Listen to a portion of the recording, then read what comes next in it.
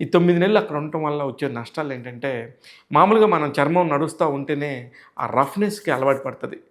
కానీ అలా 9 నెలల పాటు ఏమీ నడవలేదు. ఏ భూమి మీద ఏ రఫ్ ప్లేస్‌లో అవ్వనప్పుడు ఏమవుద్దంటే పాదాలన్నీ గూడా ఒక చిన్న పిల్లల పాదాల్లాగా అయిపోతాయి.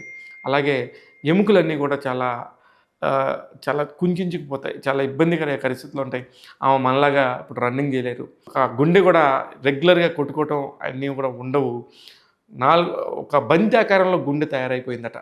ఇట్లాంటివన్నీ గూడా వింటున్నప్పుడు అమ్మ బాబోయ్! అనిపిస్తది. మనకి గంటకి 28,000 కిలోమీటర్ల వేగంతో ఈ వ్యోమనౌక తిరుగుతా ఉంటది అంతరిక్షం. ఈ అంతరిక్ష పరిశోధన సంస్థ ఏదైతే ఉందో నాసా, అక్కడ ఇలా తిరుగుతూ ఉన్నప్పుడు రోజుకి 16 సార్లు సూర్యుడు, 16 సార్లు చంద్రుడు కనపడతారు. అంటే ఎంత ఫాస్ట్‌గా ఆమెకి తిరుగుతూ ఉండిందంటే అంత ఫాస్ట్‌గా వ్యోమనౌక స్పీడ్ ఉంటుంది.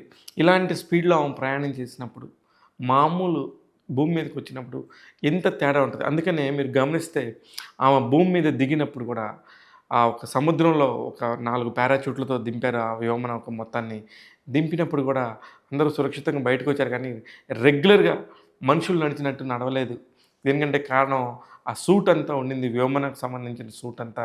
అది ఎన్నో కిలోల భారం ఉంటది. ఇలాగ ఉన్నప్పుడు ఆమంతా అలా ఎలా ఉన్నారనేది నిజంగా సంభ్రమాశ్చర్యాలకు గురిచేస్తది.